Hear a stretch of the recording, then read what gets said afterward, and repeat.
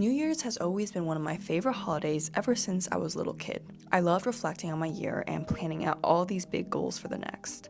So, over the years, I've developed a list of things I like to remind myself during this time, so I thought I could share them with you today.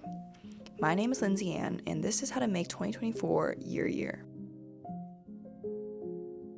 So the most important thing that I do during this time is to plan and reflect. I look at my 2023's vision board and all my goals and see what I accomplished and what I didn't. Looking back, I feel like New Year's has always been a little bit painful because a lot of times I haven't been able to reach those big milestones I set out to. I feel like during this time, people love to talk about, look at how much my life has transformed from 2022 to 2023, blah, blah, blah, blah, right? And looking at that can make you kind of feel bad about yourself, but I really think that everyone else, especially on social media, is just kind of they only just want to talk about the good things and the goals that they did reach and not the goals that they haven't. So I think it's really important during this time to be forgiving to yourself and to understand that things take time and things have its own set path that's meant to be. And so if things are just taking a little longer, then that's okay. And maybe there are areas that you can improve, whether that is more consistency or just redirection. If you didn't reach all your goals, it's okay. But after I look at my goals, then I plan my new ones. And one thing that I am doing for this year that I will say is that there won't be any numbers on my vision board or my goals. As someone from, a very Asian background where numbers and grades really define my worth for the longest time ever. The past 3 years, I have put exactly how many subscribers I wanted to hit, exactly how much money I wanted to make.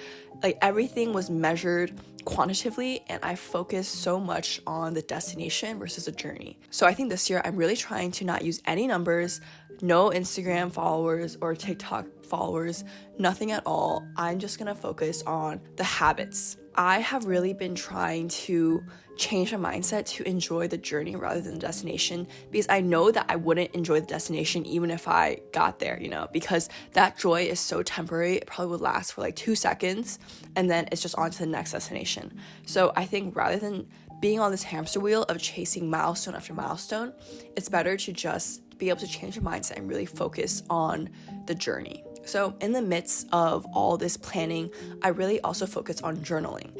And honestly, I'm not that much of a consistent journaler, and I really want to change that this year. But I feel like like most people, I journal when my life goes to complete shit. But during this time, I like to amp up the journaling a little bit more to just really reflect on everything that happened this year. So in my journal, every single year, I write down all the big events and the themes that happened throughout the year. And I write in detail about how these struggles impacted me and what I learned through them and just how I can grow as a person. And then after I journal and write down my goals, it's time for the vision board. And I do my vision board a little bit differently, okay? Because I'm not all about that Pinterest girl shit where you cut out all these random pictures of aesthetic white girls and paste them on your Pinterest board. My vision board is super simple and to the point. Basically, how I start off my vision board is think of a word or a phrase for that year.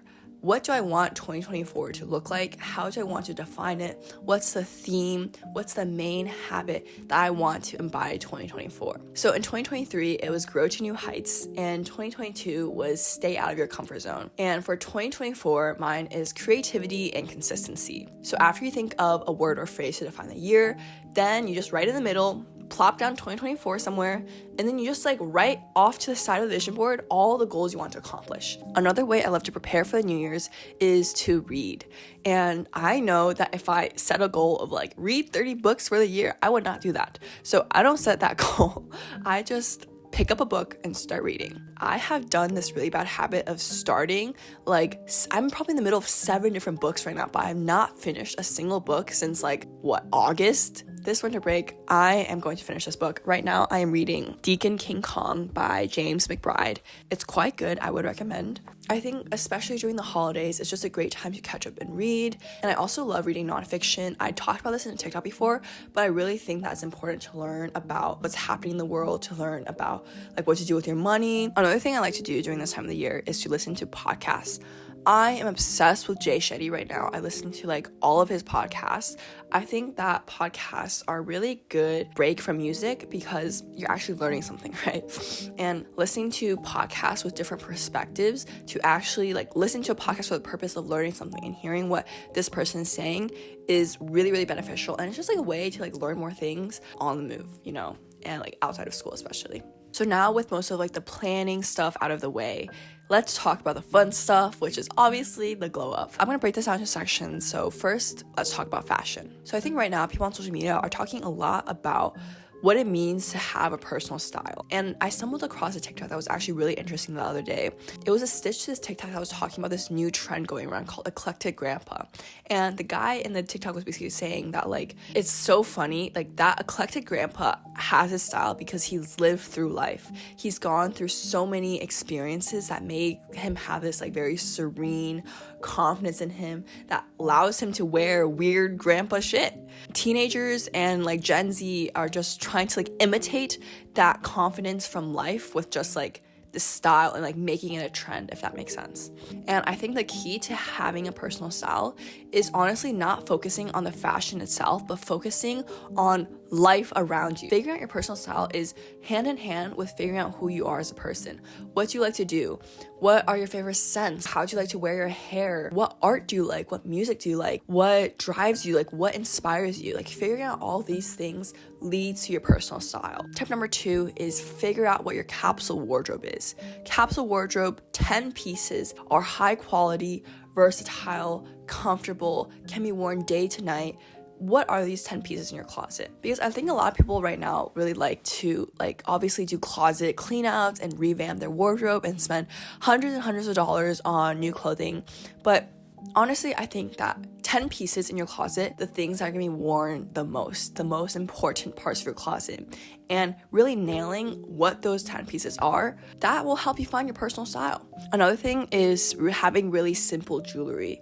I have recently discovered these like dangle earrings. This is kind of a tangent, but I think this is so cute and really adds to the look. I don't know. I kind of like it. I think having really simple bracelets or just like a pair of earrings that you always wear, a necklace. I really think bracelets like finish the whole look. And another thing is I'm struggling with this myself too, but I think honestly a hairband kind of destroys the look. Like if you aren't wearing long sleeves and your arms are showing, just like a black string around your arm isn't the most flattering thing, but I always forget to take it off. Thread your eyebrows. This has completely changed my life. Looking back, my eyebrows were so thick and bushy, and I feel like I have more of like a masculine face, just, you know, this is what I was given to work with. And I feel like before I had like super thick, dark brows and it just was not working for me. It brought so much tension to like this area of my head and just made me look super masculine. So I have started to bleach my eyebrows and thread it so it's like pretty thin now. It's a lot thinner than how it was before. And threading is so cheap. It's like $10. I do it once a month and so good.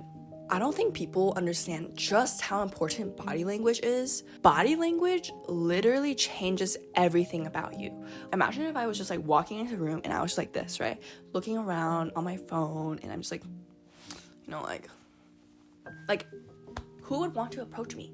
Here are just some like few easy things I like to keep in mind when I'm meeting new people or just really presenting myself in public. Always be open. I feel like being closed, crossing your arms always signals like you're closed off. So try to be open with your arms and just keep this area, like just don't cross your arms basically. And try to move slower. I think that, you know, when you're moving really fast and you're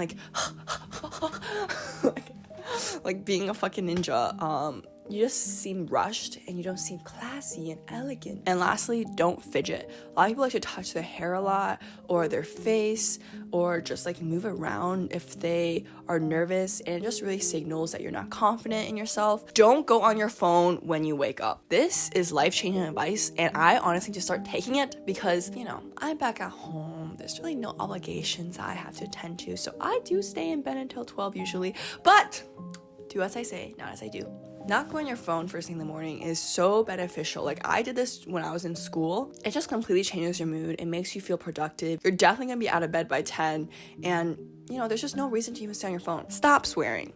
As you can see, I am incapable of doing this, but this is something that I'm going to be working on, because I think just in general, you know, swearing kind of, it's just not great. Like, it doesn't really symbolize like maturity. Between you and me, we need to work on it. You need to get your sleep. I did not realize just how important sleep was until recently, because, girl, I get so anxious at night, and literally all my worst thoughts come in the middle of the night when I'm literally just so bored and have nothing to think about except anxiety. So I realized the cure to that is just sleep. Lash serum and oil, best combination ever. On TikTok, I rave so much about how I'm obsessed with this rapid lash serum. It has completely changed my life. I think it looks 1,000 times better than lash extensions. Like, I don't understand. I feel like maybe it's just because I have had horrible experiences with extensions. They literally just look like fucking spiders. Okay. They literally just look like spiders on my eyes. Some lash serums do have side effects. It is what it is. You just gotta accept it. If you don't want to take those risks, obviously don't do it. But one of the side effects is that I do tend to get like drier lashes. It feels more brittle. So I like to combine it with castor oil to kind of just like moisturize it a little bit more. And I feel like that combination with lash serum and oil really does help. And lastly, here are just some ideas of things that you can put on your vision board into just being a better person overall. So the first is to be a more positive person. Being negative is easy, but being the positive person does take work. And I feel like being positive not only helps yourself, but helps like everyone else around you by lifting their mood and just, you know, like, you don't want to overdo it, but don't be negative. Include people. As an extremely shy kid growing up, I have always admired the people that went out of their way to include me in the conversation or in the group. I felt like that really made me feel just so like warm and good inside. And growing up, I always wanted to be like that type of person where you go out of your way if someone's interrupted saying like, oh, and you were saying, or, oh yeah, like this is my friend, blah, blah, blah, blah. And really trying to be that person that just includes everyone and makes everyone feel welcome and invites everyone to everything. I feel like that's just, you know, what being a good person is. Assert your opinions. I think that is such an important part of just coming into yourself and having that quiet confidence, you know? Like, you don't need to argue with anyone or fight over anything, but I think it's important to have a backbone and tell people what you want to do, what's making you upset, if that is right, if that is wrong. Like, assert your opinions in the world. Don't just let yourself be silenced, or don't be too scared to voice what you have to say, because what you have to say is so valuable at the end of the day. So I think that about concludes it on how to prepare for the new year. I really hope that you guys enjoyed this video. It was actually pretty fun to make. I enjoyed talking to you guys. Let me know if you guys want more videos like this and what other videos that you guys want to see for 2024, because your girl, creativity and consistency. But that's all I have for you guys today. Let me know in the comments what your New Year's resolutions are. And yeah, I hope that you guys have an amazing rest of your day. Stay safe. And as always, I'll see you guys next time. Bye.